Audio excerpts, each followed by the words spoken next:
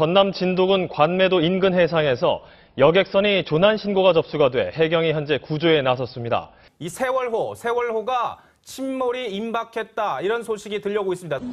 나머지 애들은 다 어떡해요? 우리 애들 다 어떡해요? 아 내리고 싶어 진짜 진심이야. 우리 뒤지기 싫어요. 어떻게 돌아가는 거야 진짜. 진짜 신모래요? 제발 살 수만 있다면 엄마 아빠 사랑해요.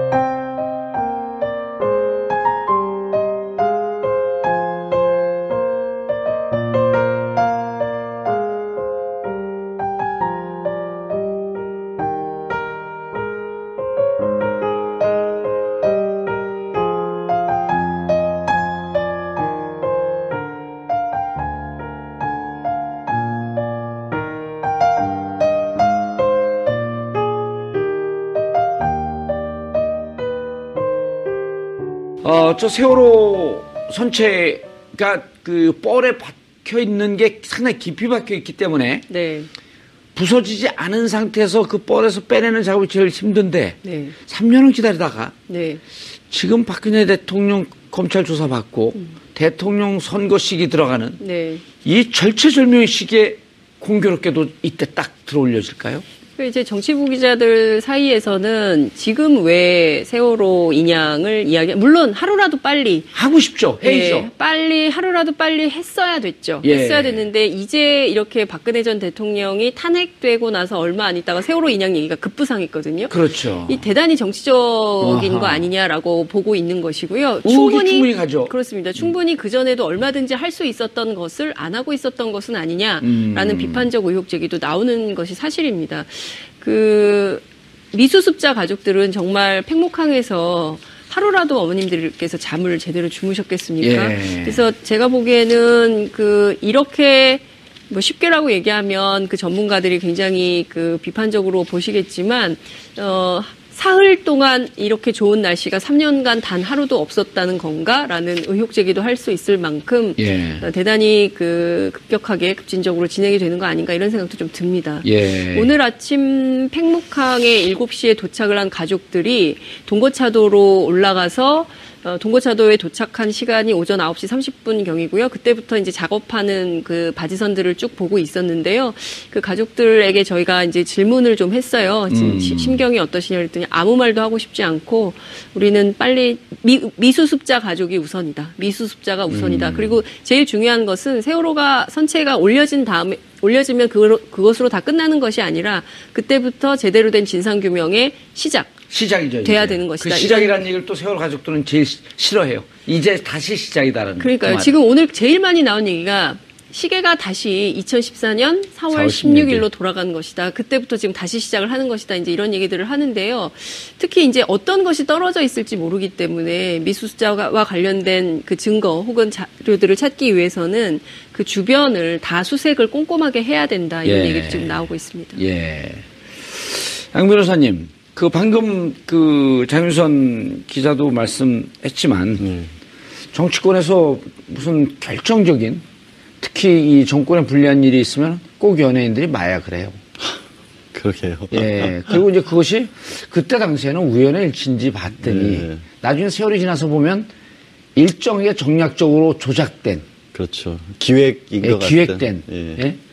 그런 일들이 벌어지고 있죠. 그런 사실. 일이 아니기를 바라면서도 꼭 이 시기에 세월호가 떠오르는데 이미 오래전서부터 이미 들어올릴 수 있었던 거 아니냐. 안 하고 있었던 거 아니냐. 그러니까 이게 아주 저는 진짜 고의로 안 했다라고까지 믿고 싶지는 않습니다만은 최선을 다하지 않았던 거는 좀 확실해 보여요. 상황 자체가. 예. 오늘 이제 배가 이제 1m가량을 떴다라는 게 이렇게 큰 의미가 아닌 걸로 생각할 수도 있지만 사실 세월호가 왼쪽으로 이렇게 기울어진 상태로 바닥에 딱 붙어 있었거든요. 거의 수직으로 박혀 있었거든요. 그렇기 때문에 이거를 수평을 맞춰서 1m 올린다는 건 엄청난 일이고. 근데 그럼 애초에 왜 이걸 못했을까? 추진했던 그간의 경과를 보면 처음에 인양을 하려고 했었을 때는 우리가 흔히 바깥에서 보는 기중기 같은 거 있잖아요. 예. 허공에서 높이 매달려서 줄 쭈르륵 내려가지고 매달아서 끌어올리려고 하는 거. 예. 그걸 이제 섬 밑쪽부터 끌어올리다 보니까 줄도 끊어지고 여러 번 사고도 있었지 않습니까? 예.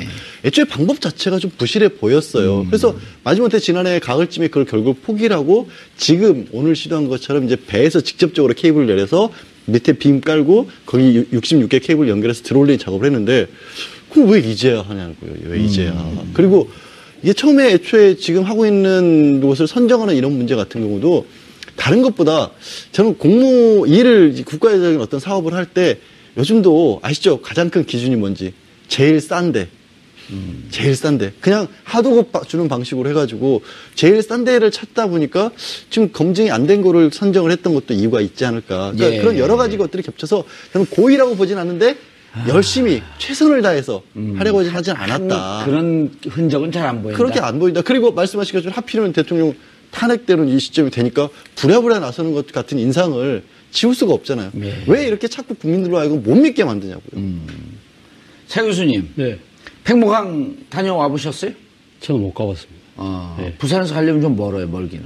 아니, 뭐, 저는 뭐 집이 서울입니다만. 예. 실제로 저희는 몇 개월에 한 번씩 가는데, 네. 이제 같이 갈 분들하고, 개인적으로는 도저히 엄두가 못 나요. 네. 그리고 지금 가면, 다은이 엄마, 은하 엄마가 지금도, 엄마 아빠가 지금도 계시거든요. 말도 못 해요. 그러니까 좀 어떻게 세월호 좀 빨리 인양시켜줘라. 네. 그런데 이게 상하이 셀비지라고 하는 상하이 회사가 또 들어왔어요. 그렇죠. 사실은 뭐 지금 왜 이렇게 오랫동안 지금 이렇게 제대로 인양을 예. 못했냐 부분은 아마 상하이 셀비지라는 회사 자체를 이 선정했을 때부터 뭐 잘못된 것이 아니냐는 생각입니다. 소위 말해 첫 단추가 잘못 깬 거죠. 예. 이 정부가 예전 가격으로 이 했을 때는 한 2천억 정도를 생각했던 모양이에요. 근데 지금 상하이 셀비지가 지금 입찰 가격이 한 850억, 나머지 두 개 업체가 한 900억이 넘는 그렇기 때문에 아마 정부 입장에서는 최저가 입찰 그걸로 해서 아마 상하이 셀비지를 했는데 상하이 셀비지 하는 이야기가 뭐라고 이야기했냐면 선체를 인양하는 데 있어서 자신들은 좀 특별한 방식을 한다. 예를 들면 어떤 식으로 하냐면 바다에 해저에 지금 배가 내려가 있지 않습니까? 박혀있죠. 박혀 있는데 다른 업체들 같은 경우는 선체에 구멍을 내서 고리를 엮어서 이렇게 들어 올리는 방식이라고 한다면 이 상하이 셀비지는 처음부터 밑에 빔을 깔아가지고 그 빔에다가 고리를 해서 땡겨 올리는 방식이었다. 배를 통째로 끌어올린다. 그렇기 때문에 선체 손상이 별로 가지 않는다. 그리고 시기도, 그러니까 인양하는 기간 자체도 상당히 상하이 셀비지는 한 1년 2개월이면 충분히 할 수 있다. 다른 업체들보다 한 6개월 정도 빠르다. 그 두 가지 때문에 이제 지금 정부가 이 선택을 했다는 것이 이 해수부의 당시 발표였거든요. 근데 이 시뮬레이션 결과 자신들이 했을 때는 11개 정도 빔을 박으면 된다고 생각했던 것 같아요. 근데 실제 해보니까 그걸로 안 된다는 거죠. 들어 올려 보니까 뒤에 선미 쪽에 화물칸이 있는데 그 균형이 안 잡히고 그러니까 무게 중심 때문에 안 된 거죠. 그래서 33개를 박았대요. 그러다 보니 시간이 엄청나게 걸린 거죠. 그리고 또 상하이 셀비지라는 회사 자체가 사실 이 셀비지가 그 말 그대로 군함 아닙니까? 그죠? 그 경력이 별로 없다고 합니다. 경험이 없다 그러죠. 경험이 중국 내에서 그 강에서 조그마한 배 하나 건져본 경험이라고 그러고 이 지금 컨소시엄을 형성하고 있는데 우리나라 업체가 하나 들어가 있습니다. 조그마한 업체가 들어가 있는데 뭐 지금 관련 업계에서는 이 조그마한 업체 자체가 왜 들어갔는지 이해가 안 된다. 그렇게 이야기를 하고 있다는 거죠. 그렇기 때문에 사실 처음부터 단추가 잘못 깨었기 때문에 상당한 시간과 비용이 더 들고 있는 거죠. 그러니까 제일 처음에 업체가 선정할 때가 2015년 4월 달인데 1년 2개월이면 충분히 끝난다 하면 작년 7월 달에 끝났어야 되잖아요. 지금 아직도 이렇게 되고 있는 이유 자체가 처음부터 잘못 깨어졌고 그때 사실 이 업체가 선정될 때부터 말이 많았어요. 왜 이 업체를 하느냐. 상당히 그 선진적인 기술을 갖고 있는 네덜란드 회사 같은 회사들 충분히 그런 회사가 되는데 왜 그 회사 안 하느냐. 정부가 세월호 선체 자체를 인양하는데 소극적인 의지를 갖고 있는 것이 아니냐. 그때부터 비판이 나왔던 거죠. 지금 이제 상하이 셀비지가 말씀하신 것처럼 그들이 가지고 있는 기술 자체가 다른 회사보다 더 안전하다고 했는데 그게 또 거짓말인 게 다 드러났어요. 구멍 안 뚫는다 그러는데 세월호 이미 140개가 넘는 구멍이 뚫려 그렇죠. 있습니다. 아주 엉망이 돼 있어요. 벌집을 만들었어요. 그게 뭐 부력을 유지하기 위한 문제라든가 이런 식으로 얘기를 하고 있는데 결국은 거짓말이었잖아요. 그리고 지금 반드시 장 기자께서 아까 지적을 하셨던 주변부를 수색을 해야 된다는 부분이 확실한 게 이미 들어올리는 과정에서 장애가 된다는 이유로 그 배 밑에 보면 날개처럼 돼 있는 거 있잖아요. 예. 이게 스테빌라이저라고 균형 잡는 거거든요. 그렇죠. 그것도 다 뜯어냈죠. 네, 그것도 뜯어냈어요. 그러니까 근데 처음에 세월호 침몰 원인 중에 하나가 혹시 가능성 중에 하나가 거기에 뭔가가 걸렸을 수도 있다라는 것도 지적을 했거든요. 그래서 그것만큼은 떼면 안 된다 그러는데 그것도 다 떼버렸어요. 예. 그러니까 결론적으로 모든 게 다 엉망이다라는 게 밝혀졌고. 아니 형사법상에도 가장 기본이 현장 보존 아니에요. 그렇죠. 현장 갖고 누가 이렇게 뭐 그 초임 형사가 뭐 이렇게 집어들면은 고참 형사가 뒤통수 빡 때리는 거 아니에요. 바보 이건 그런 네? 일이 다 벌어진 거고. 그런데 지금 800억 가지고 이것도 안심이 아닌 게 결국에는 상하이 셀비지도 처음에 돈을 적게 받다 보니까 이 중간에서 자금 회전이 안 돼가지고 200억 정도를 더 우리 정부에 빨리 선급금으로 예. 달라 그러는 거예요. 그럼 선급금 주고 나면 그러면 그거라도 뭐 회수는 되냐 이거 믿을 수 있냐. 정부에서 보험 들어놨으니까 그거는 걱정하지 말라. 이런 얘기는 하고 있는 거예요. 지금 우리가 어마어마한 돈이죠. 800억도 하지만 오늘 아침 호소문에 이 부모들이 뭐라고 그러냐면 제발 부모의 마음으로 돌아가 달라. 사실 1070일이 지나면서 저도 게을러졌고 많은 분들도 너무 아파서라도 있고 싶어 하지만 그분들은 그 자리에 머물러 있잖아요. 아까 처음에 그렇죠. 말씀하신 예. 것처럼. 그 부모의 마음을 헤아렸더라면 800억이냐 900억이냐 가지고 그것 따져서 제대로 검증도 안 하고 일을 덜컥 맡겼겠어요.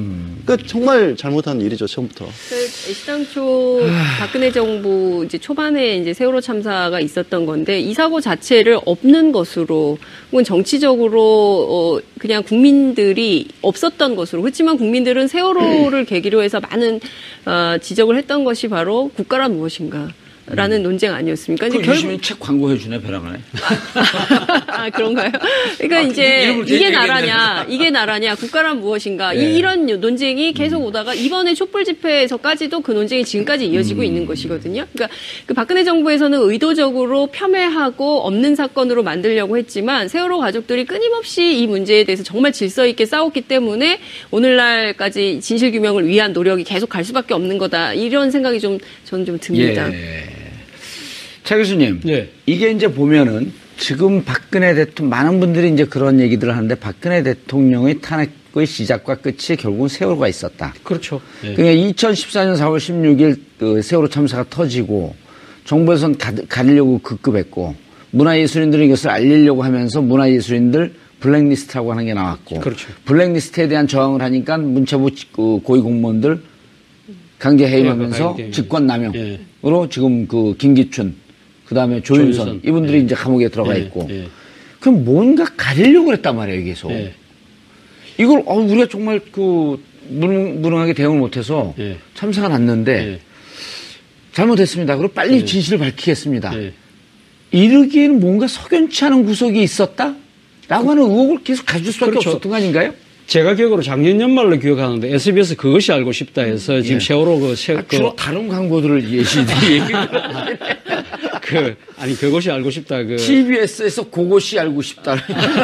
안 드십시오. 그러면 제가 선전하겠습니다. 근데 그것이 알고 싶다 해서 그때 규명하고자 했던 것이 세월호 화물칸에 도대체 뭐가 실렸냐는 거죠. 사실 뭐 지금 어느 정도 밝혀진 것은 제주 해군기지에 기지 건설 자재 철근을 대량 실었다는 부분은 충분히 어느 정도 됐지만 그거 말고 또 다른 뭐가 있다. 국정원이 사실 거기 뭔가 개입했다는 거죠. 그래서 지금 상하이 셀비지를 지금 해가지고 지금 컨소시엄을 형성하고 있잖아요. 그럼 한국 잠수부들은 밤에 작업을 못 하도록 한답니다. 화물칸을 뚫어서 빼오는데 물건 뭔가를 빼내는데 그거는 중국 잠수사들만 한다는 거죠. 그것이 바로 그 세월호에 관한 비밀. 그것이 알고 싶다 해서 지적을 한 건데, 거기서도 그것이 정확하게 뭔지는 모르겠다는 거죠. 그런 부분들이 있기 때문에, 아마도 제 생각에는 뭔가, 이 좋게 명분을 이야기를 한다면 국가 안보적인 문제가 있다든지, 아니면 정권 차원에서 뭔가 좀 가리고 싶어 했던 뭔가가 있다는 거죠. 그렇기 때문에 그 화물칸에 있는 뭔가 숨기고 싶은 걸 다 빼고, 난 뒤에 올리려고 했던 것이 아니냐는 그런 의혹이 지난번 그것이 알고 싶다 해서 제기했던 의혹이기 때문에 저는 이번에 정권이 바뀌게 된다고 한다면 새로운 정권이 들어서게 된다고 한다면 이 부분에 대한 재조사가 반드시 이루어져야 된다고 생각해요. 저는 필요하다면 이 부분에 대해서는 특검도 도입할 필요가 있다. 예. 특조가 어쨌든 그 일기 특조가 마무리가 됐는데 양 변호사님 이럴 수 있거든요. 이게 우리나라가 그 분단 국가인데다가 안보 문제에 대해서 무척 그 첨예하잖아요. 그리고 안보 문제에 대해서 어쨌든 안보라고 하는 이유로 이제까지 국민의 기본권을 제한하는 이런 일도 있었는데 그것이 용납될 수는 없지만 이 세월호에서 혹시 그런 안보 관련된 일이 있을 수 있거든요. 그러면 만약에 참사가 나면 이러이러한 점을 해갖고 국가 안보와 관련해서 이렇게 했는데 우리가 잘못한 것 같다. 그러면서 밝혀야 되는 거 아닌가요?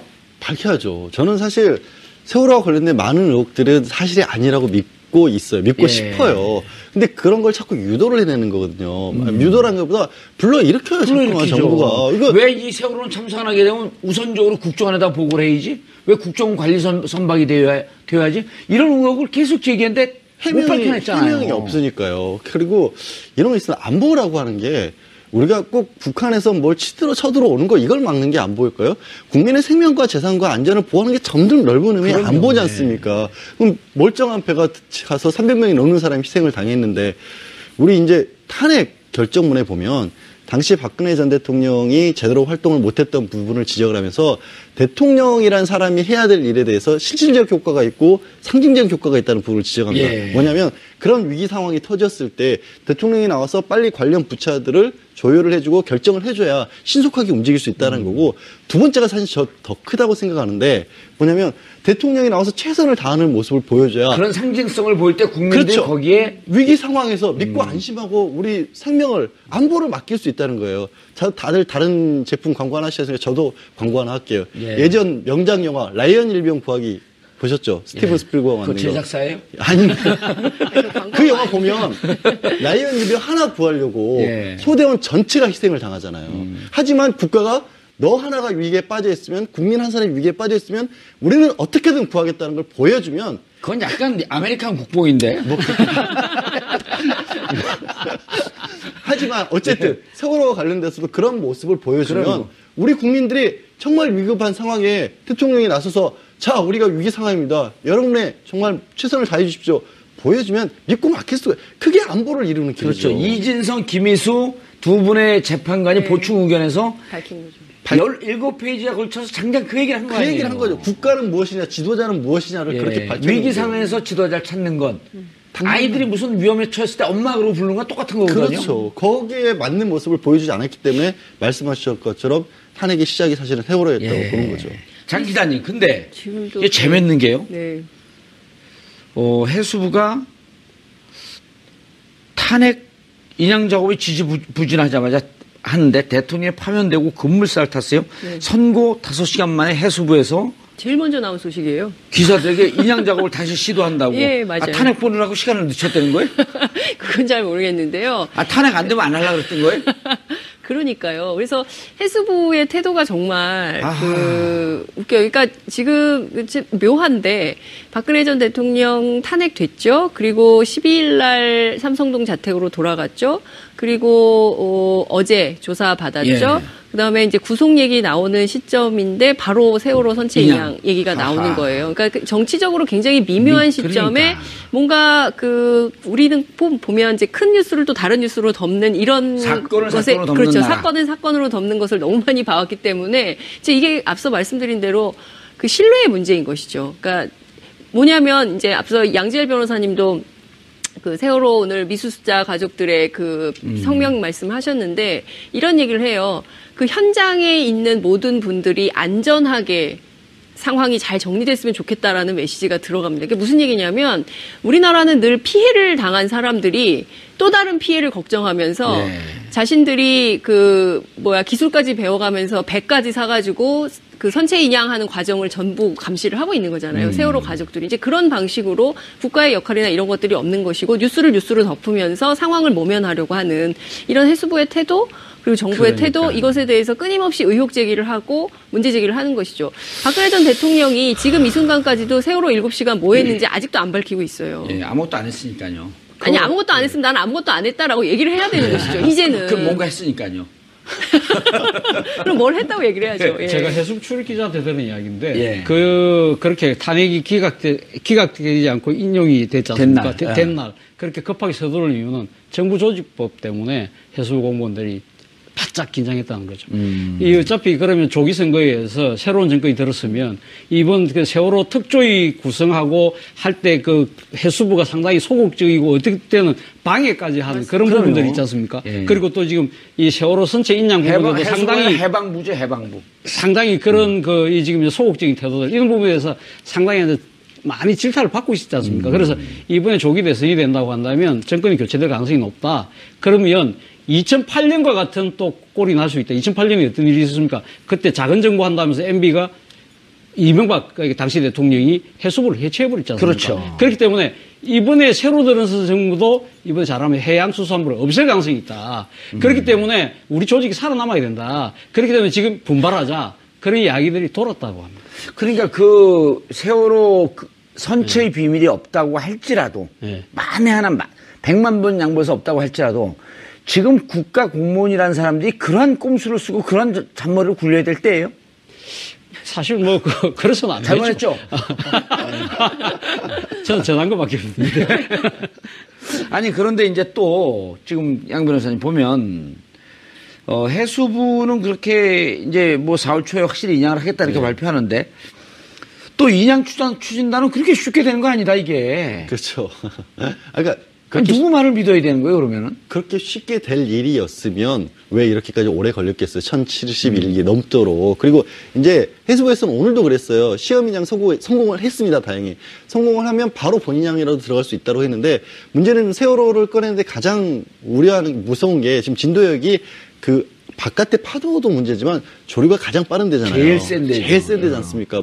그게 소족이라고 이제 썰물과 민물하고 겹쳐하는 게 그건 음력으로 따져야 되지 않습니까? 예. 보름꼴로 한 번씩 돌아오는데 19일 정도에 한 번 있었고 이제 오늘 23일이지 않습니까? 예. 끝날 때예요 오늘은. 그러니까 지금 오늘 시간 정도의 시험 인양을 해가지고는 위에까지 끌어올리기도 조금 무리스러울 수도 있고. 다시 이제 조류가 그 휩싸이는 그 예, 때가 오는 거니까. 그럼 이제 보름을 결국 기다려야 되니까. 왜냐하면 이게 인양을 해놓은 다음에 다시 이제 반잠수정으로 옮기는 것도 큰 일이고 거기서부터 이 큰 배를 팽목항이 아니죠. 목포까지 가져오는 것도 한 5일은 걸리니까 이게 단순히 한 번 들어올린다고 해서 끝나는 일이 아니거든요. 그 제가 말씀드리고 싶은 거는 해수부에서 왜 자신도 없고 실제로는 가능성도 낮은 얘기들을 자꾸 안심이라도 시키듯이 마치 정말 당장 여태 일 안 하는 것 같이 하다가 정치적 행위를 하는 것처럼 하면 그 바람에 가족들은 그런 발표가 한 번 날 때마다 진짜 심장이 덜컥덜컥 내려가지고 이제 볼 수 있겠구나 싶어가 또 보름이 늦춰져요. 이게 확실한 걸 확실하다고 얘기를 해줘야 불신이 안 생기죠. 만약 그 차재현 교수님 말씀하신 대로 해양수산부가 조직보존 차원에서 이런 식으로 농간이라는 표현 써도 됩니까? 이런 식으로 하는 거라면 그거는 진짜 용서받기 어려운 행태일 것 같습니다. 그러니까 그 차 교수님 그 세월호가 침몰된 거기에 가장 가까이 보는 데가 동고차도라고 하는 섬인데요.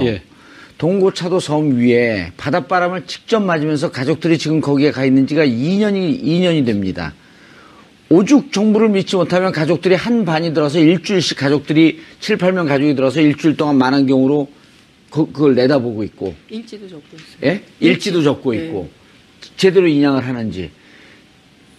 저도 거기 들어가려고 몇 번 가봤는데 바다가 허용을 안 해요. 해경이 들어가라 그래도 너무 파도가 세갖고 그거를 이 가족들이 지금 2년 가까이를 하면서 이 정부 그걸 바라보면서 무슨 생각을 하고 있겠어요? 이 정부를 그러니까 이미 이 정부는 세월호 진도 앞바다에서 그때 이미 침몰한 거예요. 그렇죠. 바로 앞서 우리 앵커께서 말씀하셨지만 바로 이런 사태 때문에 사실 어떻게 보면 박근혜 전 대통령의 파면까지 이어지는 그런 사태가 온 거 아닙니까? 저도 TV에서 그 동거차도에 계신 분들 그 생활하는 모습을 본 적이 있는데 정말 좀 안타깝더라고요. 근데 이제 지금 뭐 해수부가 과연 뭐 자신들의 그러니까 이 보존을 위해서 지금 갑자기 뭐 이렇게 한다기보다도 뭐 앉아 그런 여러 가지 시기상 그런 게 겹치니까 그런 오해들을 불러일으켰을 것 같은데 저는 뭐 그런 생각을 합니다. 사실은 세월호 그러니까 특별조사법을 만들어서 그 세월호 특별조사위까지 구성했었잖아요. 그러나 이것이 결국 정치적으로 흐르면서 상당히 지금 이 본질 자체가 훼손돼 버렸지 않습니까? 지금 청와대 민정수석이 어떤 분입니까? 조대한 민정수석입니다. 그렇죠. 조대한 민정수석이 세월호 특조위에 이 부위원장 하셨잖아요. 예. 그러면서 목숨 걸고 세월호 특조위를 방해했죠. 그러니까 그 세금 도둑처럼 그때 세월호 특조위를 몰고 가신 분이에요. 이분이 있죠. 그리고 또 이 그때 당시 여당에서 추천했던 분들 이름만 올려놨다가 결국 다음 작년 총선 때 선거분이 다 총선하러 다 가버리고 사실 세월호 조사 그 특조위를 예. 완전히 형이화시켜 버렸잖아요. 이러한 부분들에 대해서 저는 진짜 이 정권을 담당했던 사람들 이분들에 대한 정말 이 지금 조금 세월이 지나더라도 예. 제대로 된 조사를 통해서 심판을 해야 된다고. 세월호가 만약에 이제 그 조만간 선체 인양이 된다면 이게 이제 목포 신항으로 옮겨져서 뭐 무슨 절단한다 이런 얘기도 있는데 그 자체로는 안 될 것 같고요. 국회에서 이제 그 선체와 관련해서 선체조사위원회 특별법을 만들었기 선체조사 특별법을 만들었죠. 예, 선체조사 특별법을 만들었기 때문에 이 법에 따라서 이제 선체에 대한 구체적인 조사 작업이 진행될 걸로 알고 있습니다. 사실상 이것뿐만 아니라 2기 특조위는 반드시 필요한 것이고요. 1기 특조위에서 말씀하신 대로 정부가 막 방해해서 조사 자체가 안 되고 문제가 많았던 게 많이 드러났습니다. 따라서 2기 특조위를 정권 교체 이후에 새로 구성을 해서 필요하다면 특검을 통해서라도 반드시 진실규명을 해야 된다라고 생각을 하는 게요. 그동안 지난 3년간 우리 그 세월호 엄마 아빠들 싸운 얘기 들어보면 너무 기가 막힌데 그 해수부가 혹은 해경이 그 근처에 못 가게 하고 아예 그 구경도 못 하게 하니까 배를 아예 샀어요. 배를 샀죠. 네, 예. 배를 사서 아버님이 그 배를 운전하는 기술도 배워요. 그렇죠. 네, 그렇게 하면서 진실 규명을 위해서 그 일종의 이제 감시 활동을 하고 있는 거거든요. 피해자가 동고차도에서 망원경으로 보고 예, 있고. 동고차도에서 망원경으로 보고 있고 일지 작성하고 조짜서 바꾸고 피해자인데 국가가 아무것도 제대로 진실 규명을 해주지 않으니까 피해자 스스로 진실 규명을 하기 위해서 이렇게 노력을 하는 이런 나라가 나라냐 이런 비판이 나오는 것이죠. 양 변호사님, 다행히 지금 대권 주자들은 세월호 2기 특조위를 구성해야 된다라고 하는데 다 동의하고 있어요. 그리고, 지금 상황에서는, 야권으로, 물론 지금 다 야권이죠. 자유한국당도 야권이죠. 이제 대통령이 없어졌으니까 바른정당도 야권이고. 더불어민주당이 이제 가장 강력하게 그 후보들이, 특조위 2기 구성에 동의하고 있고 더불어민주당은 이제 가장 지금 유력한 후보들이 있기 때문에 2기 조사는 좀 이렇게 기한 없이 좀 있어야 되지 않나요? 그렇게 굳이 1년, 1년 6개월 시한을 못 박는 이유가 뭐죠? 할 때 이거는 좀 미지의 세계로 들어가는 거 아니에요? 사실은 그렇죠. 지금 아까 이제 해수부 문제 같은 경우도 저는 예. 이제 처음 들었던 내용이고 관련된 게 대선 주자들이 상당히 많은 분들이 적폐청산 얘기를 하고 있는데 예. 다른 게 아니라 이 부분이 바로 적폐청산이 그럼요. 아닐까 예. 싶어요. 박근혜 전 대통령조차도 이게 벌어졌던 문제에 대해서 지적을 하기를 회피아를 얘기를 하면서 해체하겠다 이런 얘기를 했었지 않습니까? 본인이 물론 제대로 하지는 못했습니다만은 그러면 사고 자체만이 아니라 그렇잖아요. 이게 사고가 나는 거는 인력으로 어찌할 수 없는 건데 그게 수습이 되는 단계에서 왜 이렇게까지 우리나라는 우왕좌왕할 수밖에 없는가 21세기는 심지어 우왕좌왕하는 게 그냥 서툴러서가 아니라 아예 적극적으로 은폐하려고 시도까지 하는가 뭔가 의도를 가지고 이런 것들을 왜 막아야 하는가 이런 부분들에 대해서 대권 주자들이 방향이 밝혀져야 되고 그래서 이제 문재인 전 대표 같은 경우에는 탄핵 인용되자마자 팽목항으로 내려가셨지 않습니까? 예. 그냥 거기서 그치질 않으시고 당장 지금 어제 이제 세월호 선체조사의 특별법 같은 경우는 예. 통과가 됐어요. 공포. 예, 어제 공포가 공포를 됐죠. 수요력 발을 예. 했거든요. 그러면 8명으로 된 진상조사위원회부터 꾸며야 되는데 아직 그것도 원만하게 좀 안 되고 있어요. 그러니까 국회도 지금은 이제 다른 대선 이슈에 많이들 빨려 계시는데 그런 부분들에 조금 더 적극적인 모습을 보여주시면 좋겠고 예. 당장 말씀하신 세월호 특별조사위 같은 경우도 1기가 엉망으로 끝났지 않습니까? 예. 사실상 중단되시피 하고 조사위원들이 아니 일을 할 수 없게끔 다 지금 끌어버렸잖아요. 거기에 참여를 하게 됐던 변호사분들은요. 차마 못 빠져나오신대요. 그래서 거의 지금 그리고 지금 해체하지 않고 시민조사 특별위원으로 유지하고 있어요. 그냥 아무것도 바라지 않고 도저히 이거를 우리가 시작을 했는데 여기서 어떻게 그만두냐고 거기에 지금 매달려 계시거든요. 하루빨리 이 부분들에 대해서 제도권 안에 들어와야죠. 그래야 나라잖아요. 나라를 왜 만들어 놓습니까? 그거 다 우리끼리 알아서 하면. 국가 예산으로 해야 되는 거고. 당연히 해야 되는 예. 거죠. 차 교수님, 세월호 선체조사 특별법 이게 원포인트 법으로 이제 통과가 된 건데, 이것도 이제 한때 그 농해수에서 통과된 거를 법사에서 그 아주 뭐 지금 자유한국당의 유력한 대권 주자 김진태 의원이 막아서 갖고 예. 뭐 특조위 2기 그다음에 이런 선체조사 특별법 이런 거 자기 눈에 흙이 들어가기 전에 절대 안 된다 그러니까 뭐 SNS상에서 흙 착 뿌리고 인증샷 찍어놓고 흙 들어갔으니까 이제 통과시켜라 이런 그 농담 아닌 농담이 떠돌고 그랬는데 이거는 지금 뭐로 하려고 하는 건가요? 선체조사 특별법은? 그러니까 지금 그 지금 앞바다에 빠져 있는 세월호 선체를 건져서 목포 신항으로 갖고 가지 않습니까? 갖고 가서 그걸 육상 위로 끌어올립니다. 끌어올려서 그걸 갖다 절단해서 안에 여러 가지 어떤 사고 원인 그리고 또 이제 지금 그 사고 미수습자들이지 않습니까? 그분들도 조사를 하는 거고 아무래도 지금 그 선체를 인양하고 나서 세월호 그 사고의 조사 원인. 예, 그렇죠. 침몰의 원인을 밝히는 것이 아마 가장 큰 목적이 아닐까 하는 생각입니다. 예. 근데 아까 잠수부 얘기는 그거는 기사가 났던 건가요? 예, 그것이 알고 싶다. 났었죠. 그것이 알고. 다른 프로였나요? 제가 다른 프로를 안 봐갖고. 예. 자, 그러면 이제, 지금 정확한 일정은 좀 나오나요? 언제쯤 될 거라고? 아까 잠깐 다시 이제 뭐라 그랬죠? 인양 작업하는 거. 인양 작업하는 그 시기가 조류가 좀 잠잠해지는 시기까지 또 기다려야 되는 거 아니에요? 아마도 4월에, 그러니까 말씀드린 것처럼 이제 보통 한 3, 4일 정도 이렇게 유지가 되는 소조기가요. 소조기. 오늘 끝나고 나면은 바로는 못 들어가고. 보름 뒤에. 네, 보름 더 뒤에 가서 4월 5일 정도. 4월 같은 경우는 4월 5일, 20일, 5월에도 5일, 20일 정도가 유력하다라고 합니다. 그때 이제 바다만 잠잠한 게 아니라 바닷속만 잠잠한 게 아니라 날씨도 좋아져야 된다라고 하는데 지금 상황으로는 4월 5일 경에는 이제 호주에 그 기상 예측하는 데서는 바다 상황이 좋을 것 같다. 이런 바닷속도 그렇죠. 파도도 이게 1.1m 이하로 쳐줘야 된다라는 거예요. 그게 정말 복잡한 일이죠. 사실 복잡한 일이죠. 그것도 웃기더라고요. 왜 하필 호주일까? 그러니까 기상청도 못 믿는 거예요. 왜냐하면 일기예보가 맨날 틀리니까. 그러니까 국가인데 국가가 제일 중요한 것은 신뢰를 기반으로 해야 되는 건데 우리나라의 기상청 못 믿으니까 호주 기상 뭐 전문성을 얘기를 하고 있는데, 그러니까 호주의 판단에 근거해서 세월호 인양 여부를 결정한다는 해양수산부. 전 참 특이하게 봤습니다. 조류가 호주에서 와서 그런 거 아닐까? 아까 이제 그 지적을 하신 것처럼 이게 뭐 기한 없이 이루어져야 되는 이유가 뭐냐면 그렇지 않습니까? 아픈 일은 아픈 일이지만 뭐예요? 이게 다시는 그런 일이 없어야 된다는 거 아니겠습니까? 그래서 처음부터 끝까지를 들여다 봐야 되는 거고. 근데 그거를 여태까지 안 했던 여러 가지 이유 중에 하나는 결국엔 아직도 이제 박 전 대통령이 탄핵이 되게 만든 게 결국 부친 때부터 이루어졌던 어떤 문화, 개발 독재 내지는 바깥 안에서 무슨 일이 생기든지 간에 빨리빨리 지우고 사람이 아무리 희생을 당하더라도 우리는 앞으로 향해서 돌진한다. 이 문화의 잔재가 아직도 남은 거 아니에요. 과거를 돌아보려 하지 않았던 게 우리 문화인데 그러다 보니까 곳곳에서 이제 나라에 누수가 생기지 않습니까? 기상청마저 제 역할을 못하고 있고 군인들은 어디 가는지도 찾을 수가 없고 필요한 시기에는. 그래서 그런 것들을 하나하나 만드는 과정이 우리가 이걸 아프지만 들여다봐야 되거든요. 삼성동 그 경우는 권총을 잃어버리고 화장실에서 뭐 볼일 보시다가 있어서 시민이 찾아들었는데 실탄도 들어있었다면서요. 그러니까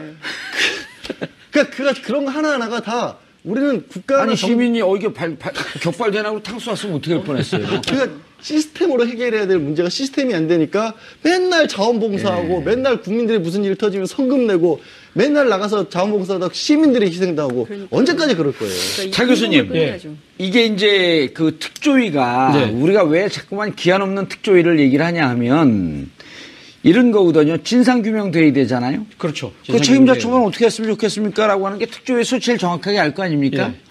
그 다음에 안전한 사회 어떻게 할 겁니까? 그리고 제일 중요한 게 이러한 분들을 기리고 다시는 이런 사고를 나지 않게끔 하는 추모공원이라든지 이런 사업이 이어져야 된단 말이에요. 그렇죠. 그러니까 어찌 보면 이게 무죄 아니에요. 그러다가 이제는 충분히 다 했습니다 해갖고 국민들이 국회에서 합의할 때 그 특조위가 해산하는 건데 1년 만에 이것을 끝내라? 1년 반 만에 끝내라? 그러니까 지금 이 세월호를 보면 그러니까 지금 이제 정권을 담당해왔던 사람들이나 여당의 입장에서는 세월호 자체를 어떻게 보면 반정권적인 투쟁행위, 정치적인 행위, 정치적 목적을 갖고 있는 하나의 그런 그 행동으로 보는 거죠. 그렇기 때문에 모든 걸 갖다 정치적 잣대로 지금 봤기 때문에 사사건건 시비를 걸었던 거 아닙니까? 예. 진짜 말 그대로 진짜 세월호의 문제가 뭔지 이 문제를 밝혀내야만 대책을 이 제대로 된 대책이 나올 수 있는 거 아닙니까? 예. 그런 부분들에 본다고 한다면 그러니까 특조위 2기가 만들어진다고 한다면 진짜 정치적 배제하고 예. 진짜 이 전문가들 중심으로 해서 진짜 그 대책, 원인과 대책을 제대로 강구해내고 그리고 그게 바탕에서 모든 사람들이 국민들이 이 정도 우리가 교훈을 얻을 수 있으면 됐다 할 정도의 수도 반응이 저는 맞다고 봅니다. 알겠습니다. 가족들은 어떤가요, 지금? 예. 가족들은 예. 정말 그 긴장 속에서 오늘 하루를 새벽부터 아마 제가 알기로는 안산에서 오늘 새벽 2시에 내려간 걸로 알고 있습니다. 예. 그래서 가족들은 뭐 지금 종일 손에 땀을 쥐면서 현장 상황 지키고 계시는 거고요. 저는 이 얘기를 좀 꼭 하고 싶습니다. 세월호가 예. 이명박 정부 때 예. 선박법 노후 선박인데 20년 연한을 30년으로 늦춰서 막 한 거잖아요. 그때 이제 중요하게 얘기했던 게 경제 활성화라는 논리였거든요. 그러니까 돈이냐 이윤이냐 아니면 사람이 먼저냐 안전이 먼저냐 이 이슈는 여전히 아직까지 남아있는 것이고 새로운 정권이 들어선다면 이 관점에서 문제를 바라봐야 된다. 이 말씀 꼭 드리고 싶습니다. 알겠습니다. 3년이 걸린 세월호 인양 답답한 심정입니다. 세월호 선체 인양이 임박한 것으로 보도되고 있습니다. 세월호 참사가 발생한 지 이제 올해 4월 16일이 되면 3년이 되어가는 시점입니다. 늦어도 너무 늦었습니다. 정말 죄송한 마음 금할 길 없습니다. 누군가는 진실을 덮으려 했고 누군가는 희생자 가족들을 모함했고 또 누군가는 그만 잊으라며 가족들에게 멸시의 눈길을 보내왔던 3년이었습니다. 가족들이 길거리에서 요구한 것은 오직 하나 진실 규명뿐이었고 그 첫걸음은 세월호 선체 인양이었습니다. 그리고 그 선체에는 아직도 수습되지 못한 9명의 희생자가 남아 있습니다. 늦었지만 차질 없이 인양되길 기원합니다. 만일 누군가가 고의로 늦췄거나 혹시 지금도 그런 악마적인 발상을 하는 자가 있다면 그들에게 꼭 말해주고 싶습니다. 가려운 것은 드러나게 마련이고 진실은 침몰하지 않는다는 말입니다. 수사들만 한다는 거죠. 그것이 바로 그 세월호에 관한 비밀. 그것이 알고 싶다 해서 지적을 한 건데 거기서도 그것이 정확하게 뭔지는 모르겠다는 거죠.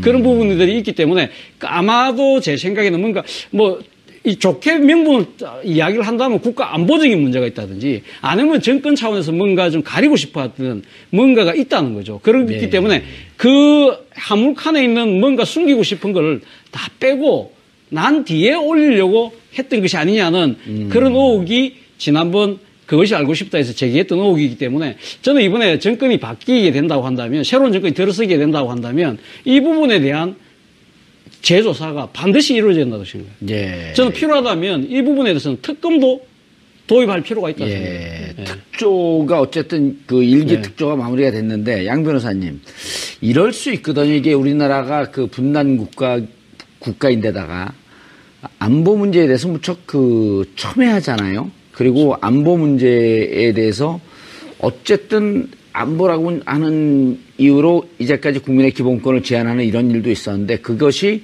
용납될 수는 없지만 이 세월호에서 혹시 그런 안보 관련된 일이 있을 수 있거든요. 그러면 만약에 참사가 나면 이러이러한 점을 해갖고 국가 안보와 관련해서 이렇게 했는데 우리가 잘못한 것 같다. 그러면서 밝혀야 되는 거 아닌가요?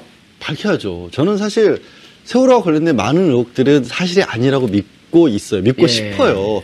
근데 그런 걸 자꾸 유도를 해내는 거거든요. 유도라는 것보다 불러일으켜요. 자꾸만 정부가. 왜 이 세월호는 참사가 나게 되면 우선적으로 국정원에다 보고를 해야지? 왜 국정관리 선박이 되어야지? 이런 의혹을 계속 제기했는데 못 밝혀냈잖아요. 해명이 없으니까요. 그리고 이런 거 있으면 안보라고 하는 게 우리가 꼭 북한에서 뭘 쳐들어오는 거 이걸 막는 게 안 보일까요? 국민의 생명과 재산과 안전을 보호하는 게 점점 넓은 의미의 안보지 않습니까? 그럼 멀쩡한 배가 가서 300명이 넘는 사람이 희생을 당했는데 우리 이제 탄핵 결정문에 보면 당시 박근혜 전 대통령이 제대로 활동을 못했던 부분을 지적을 하면서 대통령이란 사람이 해야 될 일에 대해서 실질적 효과가 있고 상징적 효과가 있다는 부분을 지적합니다. 예. 뭐냐면 그런 위기 상황이 터졌을 때 대통령이 나와서 빨리 관련 부처들을 조율을 해주고 결정을 해줘야 신속하게 움직일 수 있다는 거고, 두 번째가 사실 저 더 크다고 생각하는데 뭐냐면 대통령이 나와서 최선을 다하는 모습을 보여줘야 그런 상징성을 보일 때 국민들이 그렇죠. 거기에 위기 상황에서 믿고 안심하고 우리 생명을 안보를 맡길 수 있다는 거예요. 다들 다른 제품 광고 하나 하시니까 저도 광고 하나 할게요. 예전 명작 영화 라이언 일병 구하기 보셨죠? 스티븐 스필버가 만든 그 거. 제작사예요? 아닙니다. 그 영화 보면 라이언 일병 하나 구하려고 소대원 전체가 희생을 당하잖아요. 하지만 국가가 너 하나가 위기에 빠져 있으면, 국민 한 사람이 위기에 빠져 있으면 우리는 어떻게든 구하겠다는 걸 보여주면, 그건 약간 아메리칸 국보인데. 하지만 어쨌든 세월호와 관련돼서도 그런 모습을 보여주면 우리 국민들이 정말 위급한 상황에 대통령이 나서서 자, 우리가 위기 상황입니다. 여러분의 정말 최선을 다해 주십시오. 보여주면 믿고 맡길 수가, 그게 안보를 이루는 길이죠. 그렇죠. 이진성, 김희수 두 분의 재판관이 보충 의견에서 밝힌 거죠. 17페이지가 잘못 깬 거죠. 예. 이 정부가 예전 가격으로 했을 때는 한 2천억 정도를 생각했던 모양이에요. 근데 지금 그 상하이시 LBG가 지금 그 입찰 가격이 한 850억. 나머지 두 개 업체가 한 900억이 넘는 그렇기 때문에 아마 정부 입장에서는 최저가 입찰 그걸로 해서 아마 상하이시 LBG를 했는데, 상하이시 LBG 하는 이야기가 뭐라고 이야기했냐면 선체를 인양하는 데 있어서 자신들은 좀 특별한 방식을 한다. 예를 들면 어떤 식으로 하냐면 그 바닥에 해저에 지금 배가 내려가 있지 않습니까? 박혀있죠. 박혀 있는데 다른 업체들 같은 경우는 선체에 구멍을 내서 고리를 엮어서 이렇게 들어 올리는 방식이라고 한다면, 이 상하이시 LBG는 처음부터 밑에 빔을 깔아가지고 그 빔에다가 고리를 해서 땡겨 올리는 방식이었다. 배를 통째로 끌어올린다. 그렇기 때문에 선체 손상이 별로 가지 않는다. 그리고 시기도, 그러니까 그 인양하는 기간 자체도 상당히 상하이시 LBG는 한 1년 2개월이면 충분히 할 수 있다. 다른 업체들보다 한 6개월 정도 빠르다. 그 두 가지 때문에 이제 지금 정부가 이 선택을 했다는 것이 이 해수부의 당시 발표였거든요. 근데 이 시뮬레이션 결과 자신들이 했을 때는 11개 정도 빔을 박으면 된다고 생각했던 것 같아요. 근데 실제 해보니까 그걸로 안 된다는 거죠. 들어 올려 보니까 이 그 뒤에 선미 쪽에 화물칸이 있는데 그 균형이 안 잡히고 그러니까 무게 중심 때문에 안 된 거죠. 그래서 33개를 박았대요. 그러다 보니 시간이 엄청나게 걸린 거죠. 그리고 또 상하이시 LBG라는 회사 자체가 사실 이 LBG가 그 말 그대로 군함 아닙니까? 그죠? 그 경력이 별로 없다고 합니다. 경험이 없다 그러죠. 경험이 중국 내에서 그 강에서 조그마한 배 하나 건져본 경험이라고 그러고, 이 지금 컨소시엄을 형성하고 있는데 우리나라 업체가 하나 들어가 있습니다. 조그마한 업체가 들어가 있는데 지금 관련 업계에서는 이 조그마한 업체 자체가 왜 들어갔는지 이해가 안 된다. 그렇게 이야기를 하고 있다는 거죠. 그렇기 때문에 사실 처음부터 단추가 잘못 끼었기 때문에 상당한 시간과 비용이 더 들고 있는 거죠. 그러니까 제일 처음에 업체가 선정할 때가 2015년 4월 달인데 1년 2개월이면 충분히 끝난다 하면 작년 7월 달에 끝났어야 되잖아요.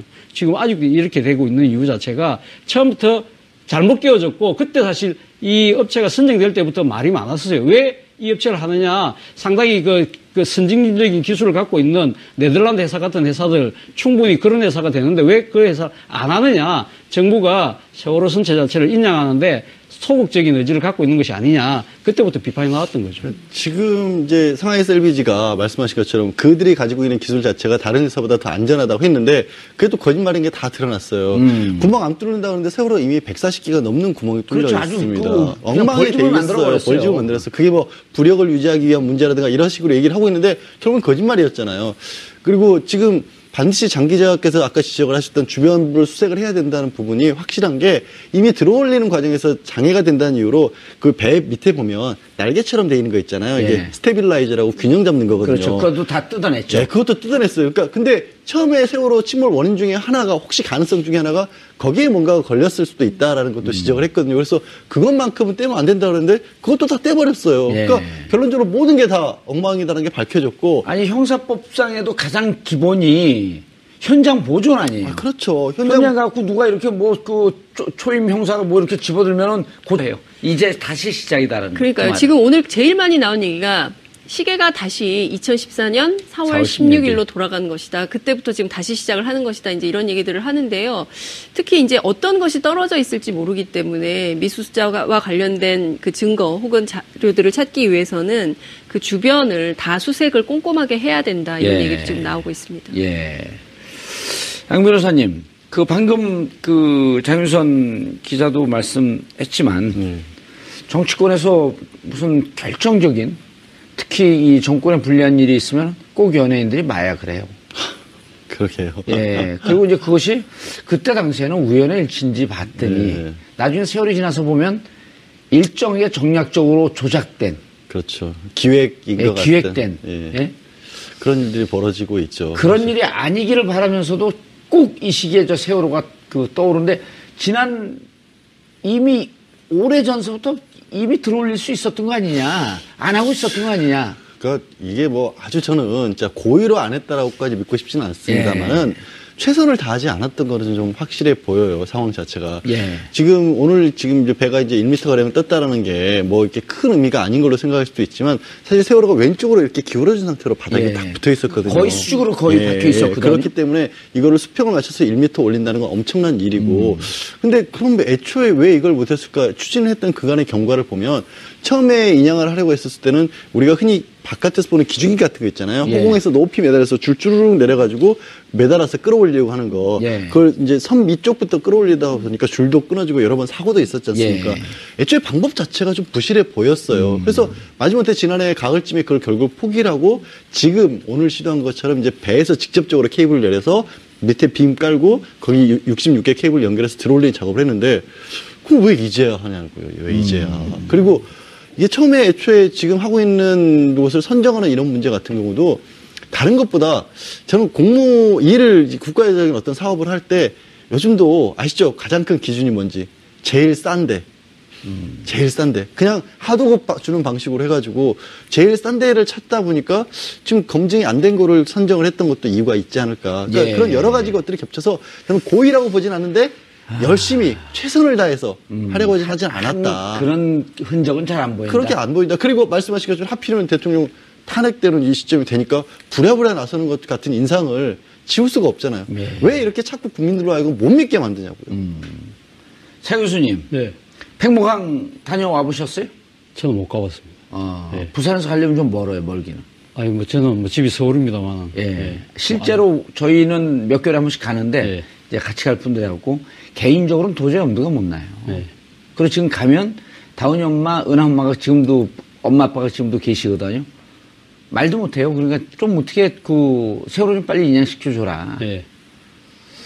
그런데 이게 상하이 셀비지라고 하는 상하이 회사가 또 들어왔어요. 그렇죠. 사실은 뭐 지금 왜 이렇게 오랫동안 지금 이렇게 그 제대로 인양을 예. 못했냐 부분은 아마 상하이 셀비지라는 회사 자체를 이 선정했을 때부터 뭐 잘못된 것이 아니냐는 생각입니다. 소위 말 첫 단추. 차무사 뒤통수 빡 때리는 거 아니에요? 바보. 이건 그런 네? 일이 다 벌어진 거고.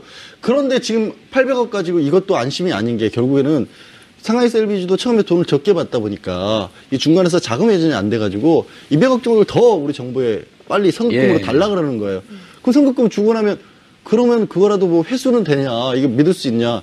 정부에서 보험 들어놨으니까 그거는 걱정하지 말라. 이런 얘기는 하고 있는 거예요. 지금 우리가 어마어마한 돈이죠. 800억도 하지만 오늘 아침 호소문에 이 부모들이 뭐라 그러냐면 제발 부모의 마음으로 돌아가 달라. 사실 1070일이 지나면서 저도 게을러졌고 많은 분들도 너무 아파서라도 있고 싶어 하지만 그분들은 그 자리에 머물러 있잖아요. 아까 처음에 그렇죠. 말씀하신 예. 것처럼. 그 부모의 마음을 헤아렸더라면 800억이냐 900억이냐 가지고 그것 따져서 제대로 검증도 안 하고 일을 덜컥 맡겼겠어요. 그러니까 정말 잘못한 일이죠. 처음부터. 시당초 박근혜 정부 이제 초반에 이제 세월호 참사가 있었던 건데 이 사고 자체를 없는 것으로 혹은 정치적으로 그냥 국민들이 없었던 것으로 그렇지만 국민들은 세월호를 계기로 해서 많은 지적을 했던 것이 바로 국가란 무엇인가. 라는 논쟁 아니었습니까? 그 유시민 책 광고해주네, 벼랑하네. 아, 그런가요? 그러니까 이제 이게 나라냐, 국가란 무엇인가, 이런 논쟁이 계속 오다가 이번에 촛불 집회에서까지도 그 논쟁이 지금까지 이어지고 있는 것이거든요. 그러니까 그 박근혜 정부에서는 의도적으로 폄훼하고 없는 사건으로 만들려고 했지만 세월호 가족들이 끊임없이 이 문제에 대해서 정말 질서 있게 싸웠기 때문에 오늘날까지 진실규명을 위한 노력이 계속 갈 수밖에 없는 거다. 이런 생각이 저는 좀 듭니다.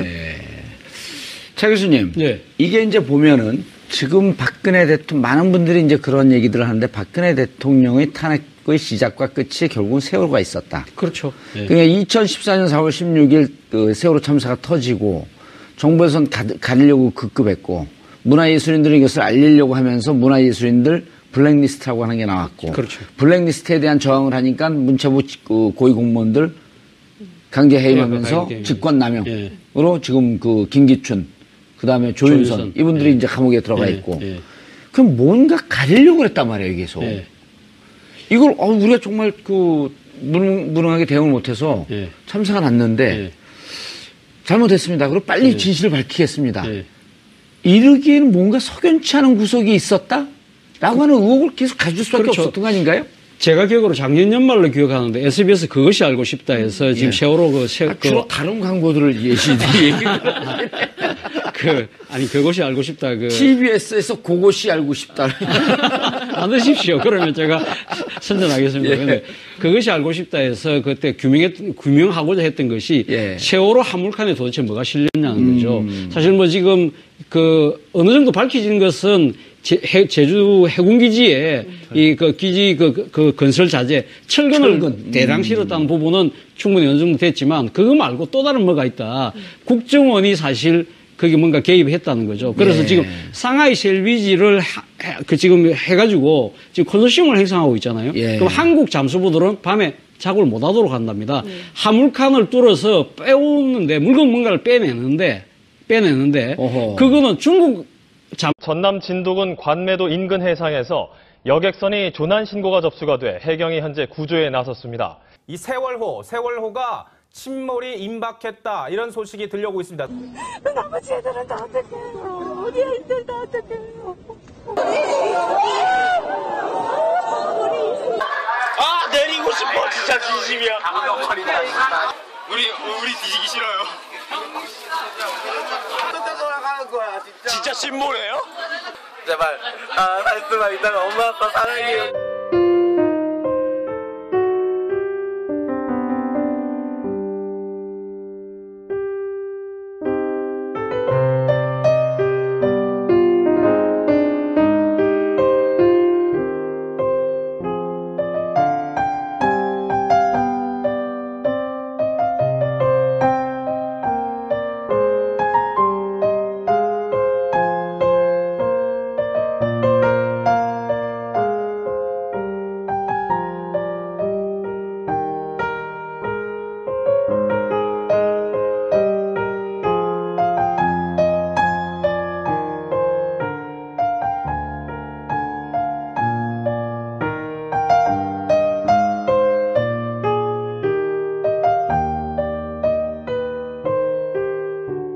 저 세월호 선체가 그 뻘에 박혀 있는 게 상당히 깊이 박혀 있기 때문에 부서지지 않은 상태에서 그 뻘에서 빼내는 작업이 제일 힘든데 3년을 기다리다가 지금 박근혜 대통령 검찰 조사 받고 대통령 선거 시기 들어가는 이 절체절명의 시기에 공교롭게도 이때 딱 들어올려질까요? 이제 정치부 기자들 사이에서는 지금 왜 세월호 인양을 물론 하루라도 빨리 하고 싶죠. 해야죠. 하루라도 빨리 했어야 됐죠. 했어야 됐는데 이제 이렇게 박근혜 전 대통령이 탄핵되고 나서 얼마 안 있다가 세월호 인양 얘기가 급부상했거든요. 그렇죠. 이 대단히 정치적인 거 아니냐라고 보고 있는 것이고요. 충분히 가죠. 그렇습니다. 충분히 그전에도 얼마든지 할 수 있었던 것을 안 하고 있었던 것은 아니냐라는 비판적 의혹 제기도 나오는 것이 사실입니다. 미수습자 가족들은 정말 팽목항에서 하루라도 어머님들께서 잠을 제대로 주무셨겠습니까? 그래서 제가 보기에는 이렇게 쉽게라고 얘기하면 전문가들이 굉장히 비판적으로 보시겠지만, 사흘 동안 이렇게 좋은 날씨가 3년간 단 하루도 없었다는 건가라는 의혹 제기도 할 수 있을 만큼 예. 대단히 급격하게 급진적으로 진행이 되는 거 아닌가 이런 생각도 좀 듭니다. 예. 오늘 아침 팽목항에 7시에 도착을 한 가족들이 동거차도로 올라가서 동거차도에 도착한 시간이 오전 9시 30분 경이고요. 그때부터 이제 작업하는 그 바지선들을 쭉 보고 있었는데요. 그 가족들에게 저희가 이제 질문을 좀 했어요. 지금 심경이 어떠시냐 그랬더니 아무 말도 하고 싶지 않고 우리는 빨리 미수습자 가족이 우선이다. 미수습자가 우선이다. 그리고 제일 중요한 것은 세월호가 선체가 올려지면 그것으로 다 끝나는 것이 아니라 그때부터 제대로 된 진상규명의 시작이죠. 돼야 되는 것이다. 그 시작이라는 얘기를 또 세월 가족들은 제일 싫어.